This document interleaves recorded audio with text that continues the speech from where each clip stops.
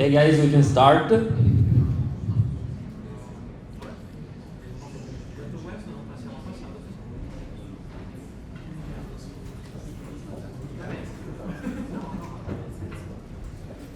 Okay, so for those who don't know me, that I'm the tutor for the third lab on interacting with AI, and I work with Luigi De Russis at the Elite Lab here at Politecnico.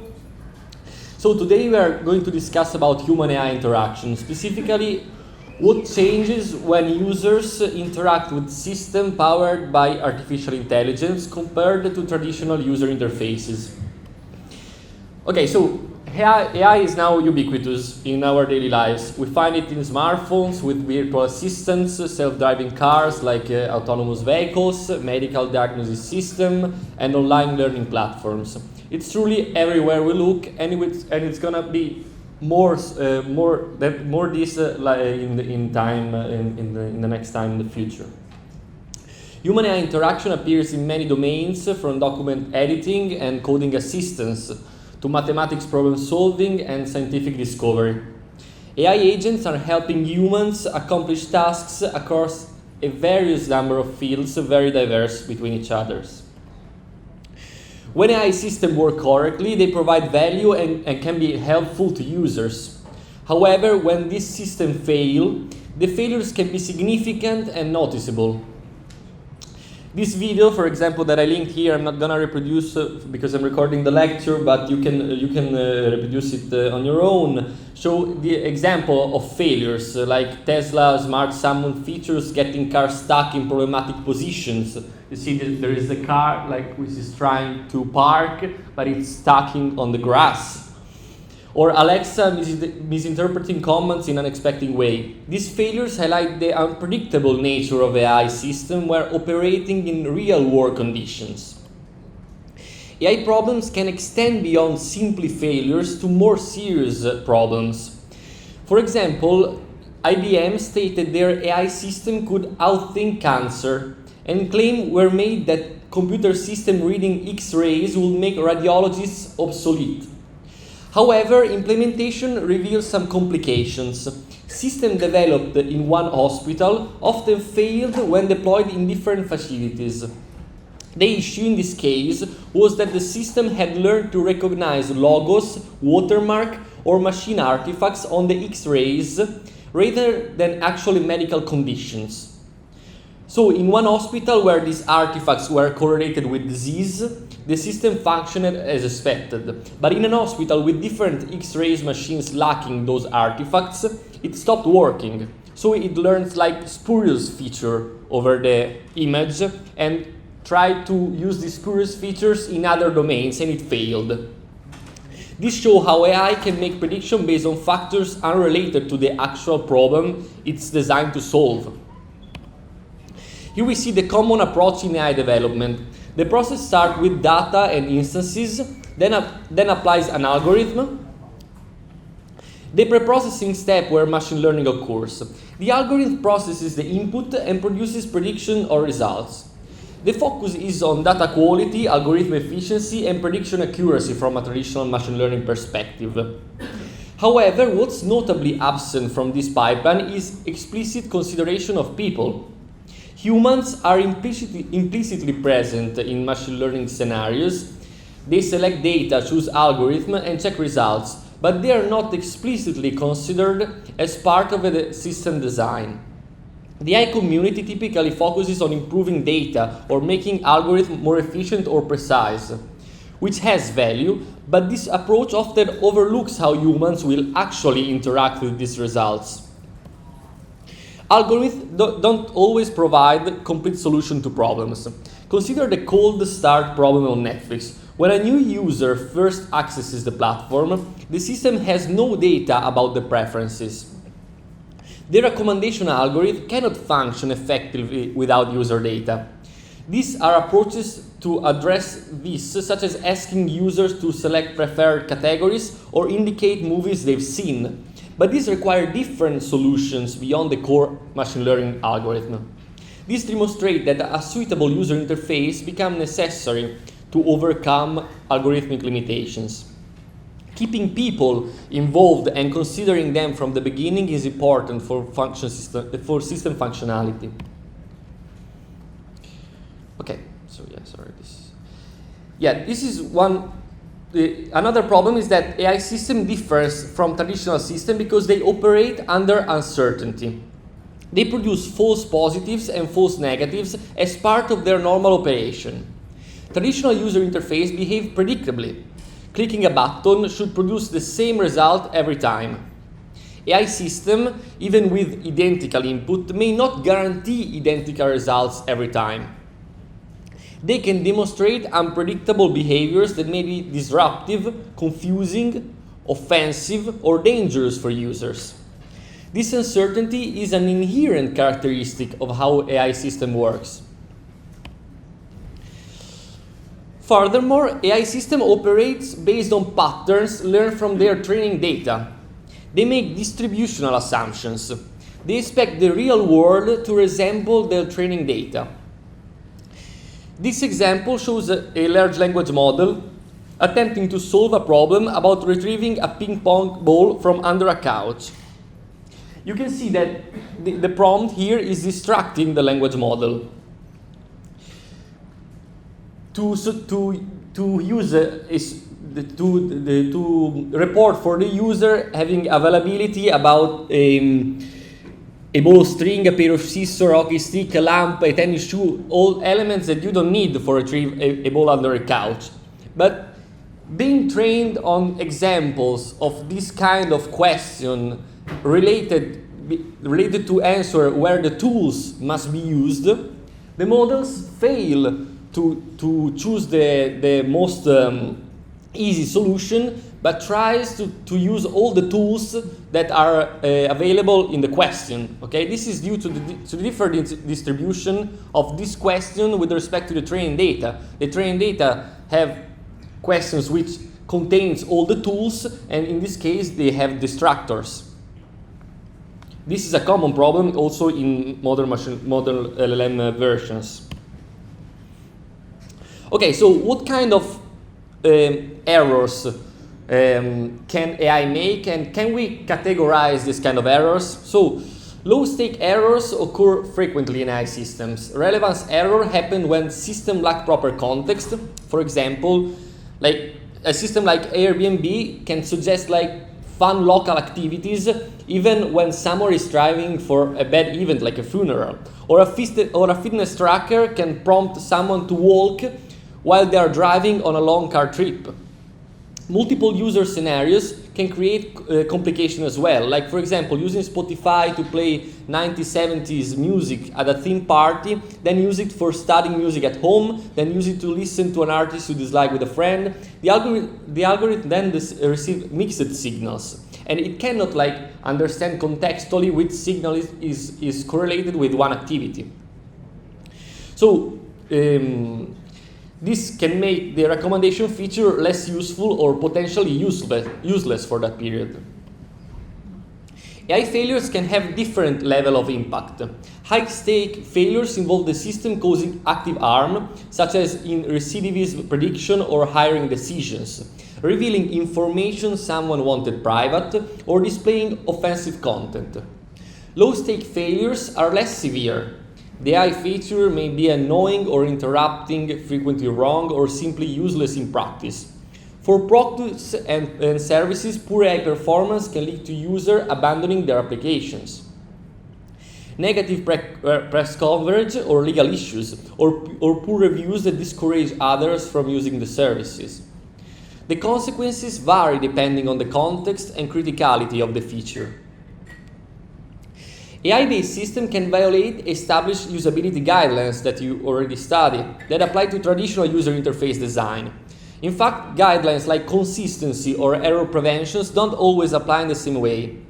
Many AI components are inconsistent by design. Auto-completion system may respond differently to the same text input over time as their language models updates.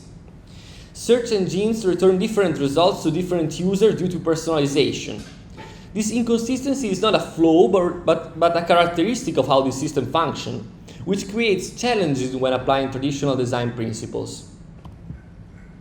Both AI and HCI explores the intersection of computing and intelligent behavior. Human-centered AI focuses on amplifying, augmenting, and enhancing human performance with the goal of making systems reliable, safe, and trustworthy. The approach involves shifting from measuring how only algorithm performances to evaluating human performances and satisfaction with this algorithm. This requires human-centered and participatory approach where humans are involved in the design of the AI systems, including the evaluation phase.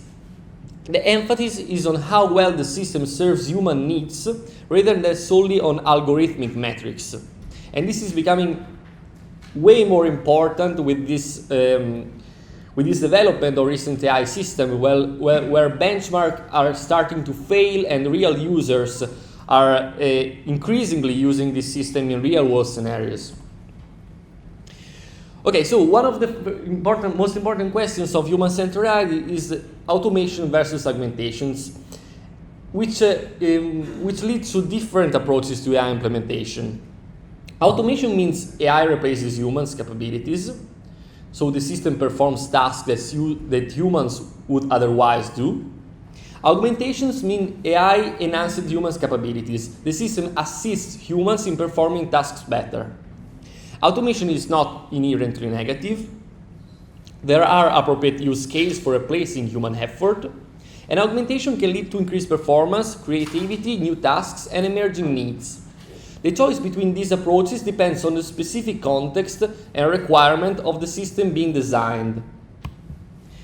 Here are recent examples from companies showing different approaches to automation and augmentation. I don't know if you can see, if you can read the text, but this is an example for a recent update from Duolingo, an application to learn languages.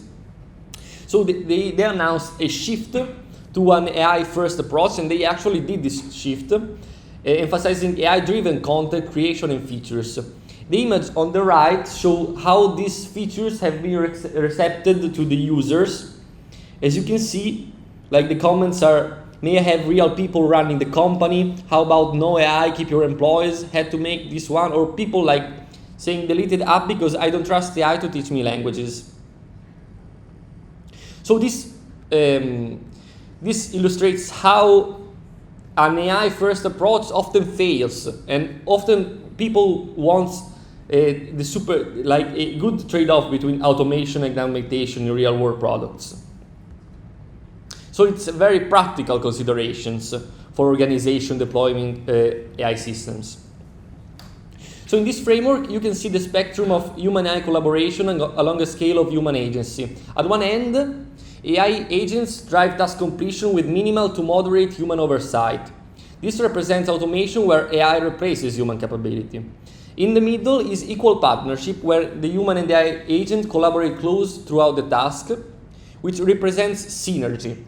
And this it's aimed to outperform either alone, so either AI alone or humans alone. At the other end, human drive task completion with varied level of AI assistance. So this represents augmentation, where AI enhances human capabilities. The framework shows different levels of required human involvement and describes the team dynamics for each approach. The AI role transitions from automation to augmentation across the spectrum. However, even augmentation approach can produce unexpected results. This study involved 16 developers with moderate AI experience completing 200 tasks in large complex processes they already have experience. The graph showed change in time when AI was allowed versus not allowed, and the developer estimate they would be 20% faster with AI tools, and during the study forecasted they were faster.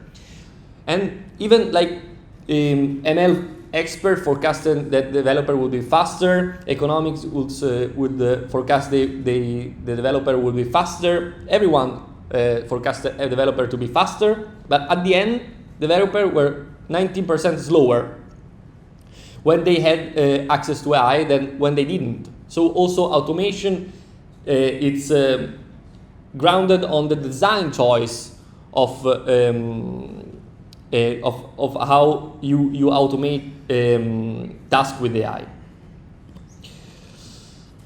Furthermore, this analysis shows how augmentation sometimes can fail. Like, the left graph shows how human AI synergy, comparing the human AI system versus the maximum of human or AI alone. Okay, so you can see that synergy is very hard to achieve. Okay, because in a lot of cases, it's very difficult that human plus AI are better at tasks than human or AI. Okay, while augmentation, it's more achievable, but it's very frequent when AI already achieves better results, okay, than humans alone. But maybe humans can be in the loop because of safety considerations, okay? So also here there is a trade-off, and the design implementation are important on how to achieve this synergy, because it's hard to achieve, okay, that AI plus humans work better than either alone. Okay, this example show a problem with the agency of friction in human AI interaction. Like, for example, a user asks an AI agent for help buying groceries on Instacart, expecting the system to ask basic questions like location. Like, if I ask operator from OpenAI, it's the one that moves around the desktop and makes choices and clicks and and use the computer as a human. But then this user asked for help buying groceries, and instead of asking missing information, the system took action without requesting important information, and opened Instacart in a browser and began searching for milk in grocery store located in Iowa without a reason to do that. This demonstrates how poor interaction design creates frustrating experiences where the AI acts without sufficient user input or context. Okay, so to design effectively interactive AI system, several key considerations are applied. First, follow a human-centered process rather than a data-focused or feature-oriented process. This means starting with people and their needs rather than starting with available algorithm or data. Second, decide when to use AI and when not to use AI for each identified needs. Third, understand when to automate, meaning to replace the user, and when to augment user capabilities. And fourth, balance the uncertainty inherent in AI system with proper expectation and feedback mechanism. These considerations help address the problems identified earlier where human factors are overlooked in AI development. After identifying user needs and understanding how to solve these needs that you already study, the next step is determining whether AI provides a unique solution. Google provides a framework for this decision with two categories. AI is probably better when the core experience requires recommending different content to different users, predicting future events, enabling personalization, using natural language interactions, recognizing general classes of things too large to articulate manually, detecting low occurrence events that constantly evolve, or when the user experience doesn't rely on predictability. AI probably not better when predictability is the most valuable part of the core experience regardless of context or input, when the cost of errors is very high and outweighs benefit of small accuracy improvements, when users or developers need to understand exactly everything in the code, when speed of development is more important than AI value, or when people explicitly state they don't want a task automated or augmented. Okay, so based on this, user tolerance for AI feature depends on other characteristics of the feature's role. Okay? Features can be classified as critically or complementary, whether the application can function without the feature. They can be proactive or reactive, whether they provide results without user requests or in response to user action. They can be visible or invisible, whether users direct interact with them or they work in the background. They can be dynamic or static, whether they improve over time through use or only through system updates. And this classification helps designers understand how users will perceive and tolerate different types of AI features.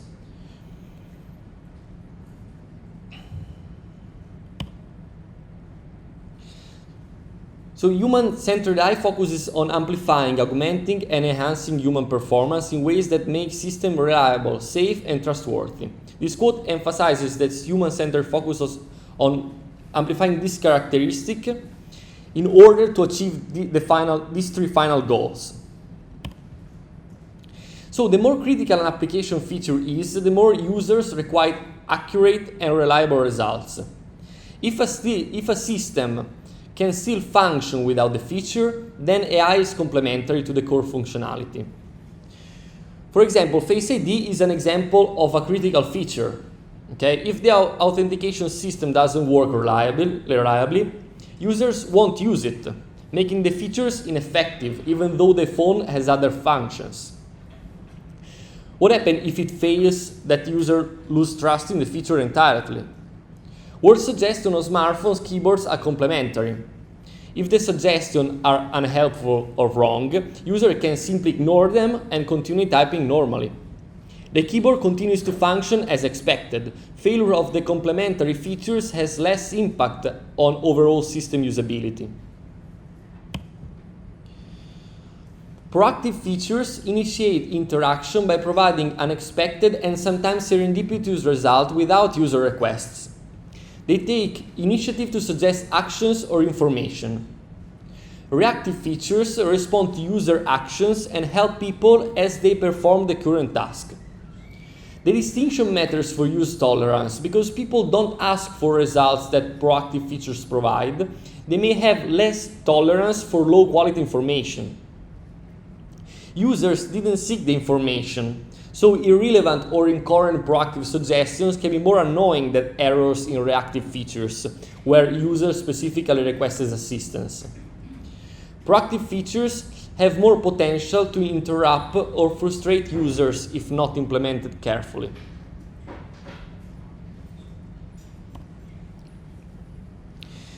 Proactive features can be helpful when implemented appropriately. They work better in small amounts rather than constantly interrupting users.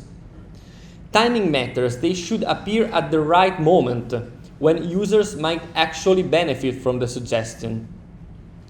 They should be easy to dismiss so users can quickly ignore unhelpful suggestions without disruption. The example shows Gmail predictive text, which proactively suggests how to complete sentences as the user types. This appears in line in small amounts, at moments when users are actively composing text and can be accepted with a key press or ignored by continuing to type. This implementation follows the principles for effective proactive features.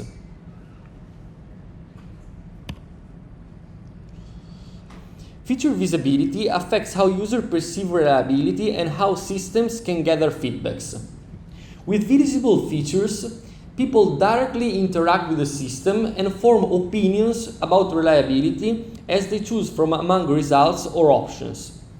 Users can directly observe when the features work well or poorly.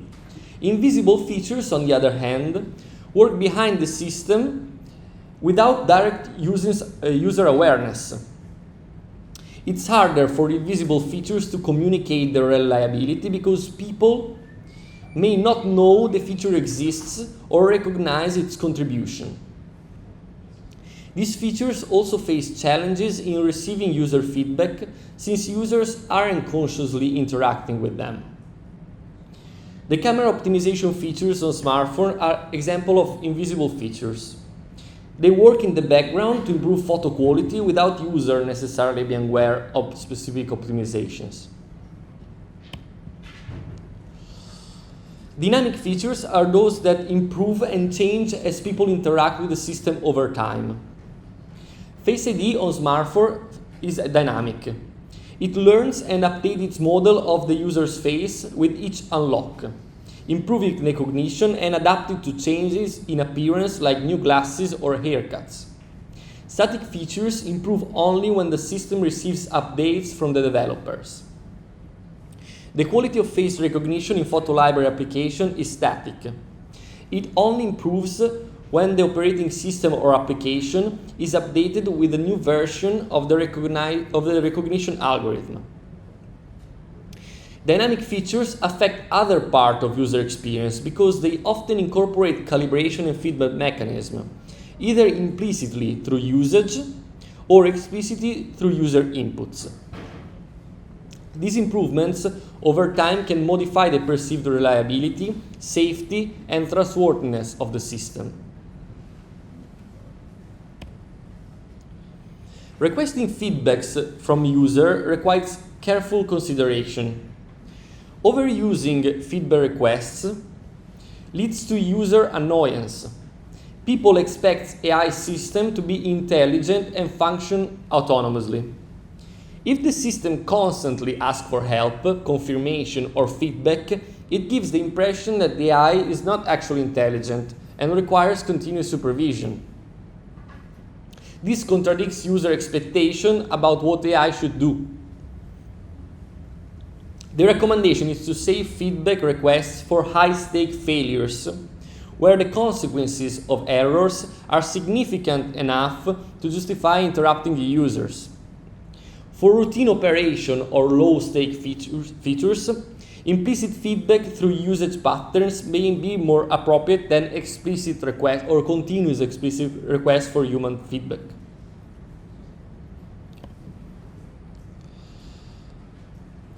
For example, this is a use case of a research that addresses limitation in how current large language models are typically trained. In fact, like current version of large language models are usually tuned based on a single turn human preference. Okay, so you can see in this image that if you give a prompt and the model has an answer, I need to write about how optimism can improve our well-being, and it gives an answer in one shot, the current training systems give high reward to this model, so they stimulate this kind of response in the model. While if the model responds with another question, maybe asking for more specification about the prompt, the reward system gives a lower reward because they don't provide the answer. Okay. So this kind of modeling, it's not like taking into account the actual system in which these models are deployed and the actual interaction patterns that emerge, the multi-turn interaction. So these single-turn rewards encourage model to generate responses that may not be useful in the long term. Okay.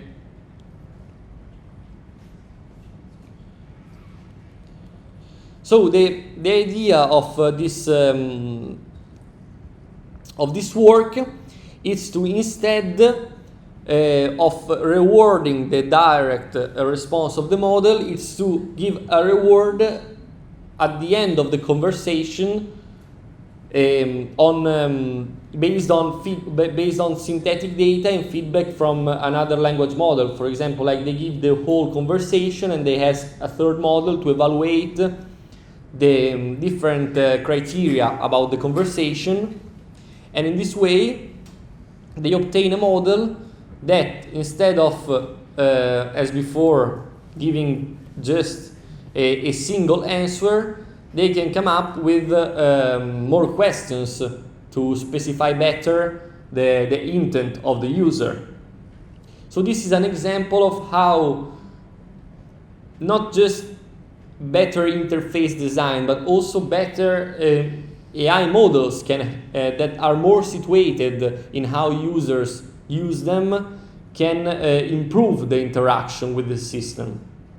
So, for example, after having deployed the system, they ask for user to for qualitative insights, and they say that about the base model, the AI just agreed with me on pretty much everything. There was no debate or discussion. while using this system tuned on multi-turn conversation, they say that it helped really well to navigate what to say, what information needed, and it's asking questions and making you think of things that you never thought of. Okay, so also a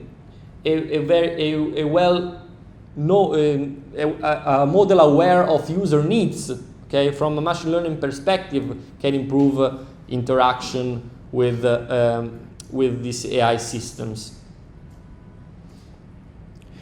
Okay, so how to choose this people plus AI path? How to include humans in the design of AI systems?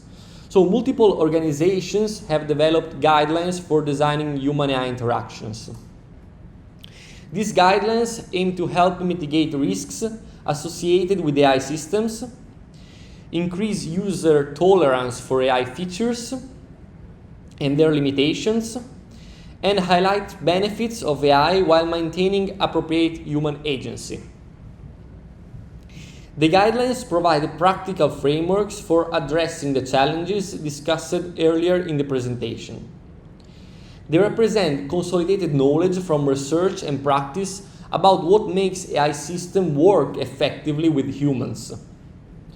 Mostly of these guidelines are presented relatively recently. Okay, so I'm gonna present some guidelines from 2019, but a lot of others, maybe tailored to different domains, have came out more recently. So one of the most important guidelines are the one from Microsoft Research that I suggest you to focus on also when developing your prototypes for the projects. So Microsoft Research created these guidelines for human-AI interaction organized into 4 phases. The initially phase, which is the blue one, covers what to consider when users first encounter the system. So making clear what the system can do and how well it can do it. Then, during interaction, addresses the ongoing use. So timing services based on the context, showing relevant information, matching social norms, and mitigating social biases. Then there is the when wrong phase. This is taking into consideration the nuances that AI systems have with respect to traditional computer systems. The when wrong phase handles errors, supporting efficient invocation, dismissal, and correction, and scoping the services affected appropriately, and explaining exactly what went wrong. Then there is the overtime phase, which addresses long-term use. Okay, so remember recent interactions, learning from user behavior, updating cautiously, encouraging feedback, conveying consequences of user actions, providing global controls, and notifying users about the changes. So these 18 guidelines provide a structured approach to designing human-AI interactions. Okay, so we can make some example of these guidelines in practice. So for example, this guideline addresses setting proper expectations about system capabilities. The example shows Apple Music recommender using language such as "we think you like" to communicate uncertainty. This phrasing indicates the system is making predictions that may not always be accurate. It's not claiming definitive knowledge of user preferences. Okay, so this conditionality, it's used in interaction to communicate the uncertainties. This manages expectations so users are less likely to be frustrated when the recommendations don't match their preferences. So this approach helps users calibrate their trust in the system in an appropriate way. Or mitigate social biases. This guideline focuses on ensuring that AI system language and behaviors don't reinforce undesirable or unfair stereotypes and biases. This is a huge problem with current machine learning system, being this system trained on the vast data of the web, which are humans created. Think just about social media content. How many biases there are in social media contents, and all these biases are transferred to AI system implicitly to data. Okay, so it's important, it's crucial that designers can mitigate these problems arising with these models. For example, this example showed a predictive keyboard for Android suggesting both genders, him and her, when a user types a pronoun starting with the letter H, rather than defaulting to one gender based on statistical pattern in training data. The system actively presents both options. Okay, but this is a designer choice. Okay, this is a designer mitigation, because we know from the data that these models would predict either him or her based on a stereotypized context. So this design choice prevents the system from reinforcing gender biases that might exist in the user's patterns. It's an example of deliberately designing the system to be fair rather than simply reflective patterns in the training data. Or for example, support efficient correction. This guideline emphasizes making it easier to edit, refine, or recover when the AI system makes error. The example shows being automatically correcting spelling errors in search queries. Okay? So this is a very efficient way of correcting the human errors. When Bing changes Keanu Reeves to Keanu Reeves, it provides clear indication of the correction and offers a one-click option to revert to the original query. Okay, so AI suggestions, but also efficient correction of the AI behavior. Okay. With this design, users can quickly override the system decision if the automatic correction was wrong. So the interaction respects the user intent, original intent, while still offering assistance. This can reduce friction when the AI makes incorrect assumption, which you have to think will be always or frequently the case. Another guideline over time, it's convey the consequences of user actions. Okay. So this guideline addresses helping users understand how their actions will impact future behaviors of the AI system. This example shows Apple Music displaying a pop-up when users tap the like or dislike button for recommendations. The pop-up says disliked will recommend less it for you.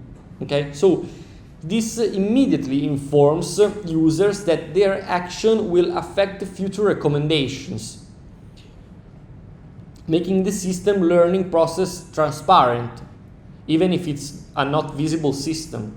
Okay? Users can see the correction between their feedback and system behaviors changes. This helps users understand what they're training the system and that their input has consequences, which can lead to more thoughtful interaction with AI features. Okay, so to conclude, several organizations provide comprehensive guidelines for human-AI interaction. For example, Google People's Plus AI Guidebook offers worksheets and frameworks for designing AI products. Apple human interface guidelines for machine learning, and now they provided also guidelines for generative AI design. They provide platform-specific guidance for integrating machine learning features into applications. Microsoft Human AI Experience Toolkit includes the guidelines shown earlier, plus additional resources and examples. I strongly recommend to check out these guidelines in the slides when designing your prototypes. Surely, if you're in the lab on AI, but also if you are in the other labs and are going to implement, which could be the case, AI features in your application, this will be surely valued. But again, every time that you will came into work with the AI systems as a designer, as a developer, and in the near future maybe, which will be likely the case, to come back and check these guidelines, or if they may be improved also, because I think that in the near future, the fact is that we have powerful AI system. What we will be really realistically lacking is powerful interaction and efficient interaction with these systems. Okay. Additionally, there are also design principles for generative AI applications, which address the specific challenges of systems like large language models or text-to-image models. These resources provide practical guidance for teams designing and implementing this AI system that interacts with users. And as there are present guidelines for generative AI applications, there are a vast number of guidelines for specific application, for example, application in healthcare or in scientific discovery. So every field benefits for guidelines, and these guidelines are a taxonomy, so they can be general, such as the one from Microsoft on human interaction. They can go more specifically on generative AI application or specific domain of interests.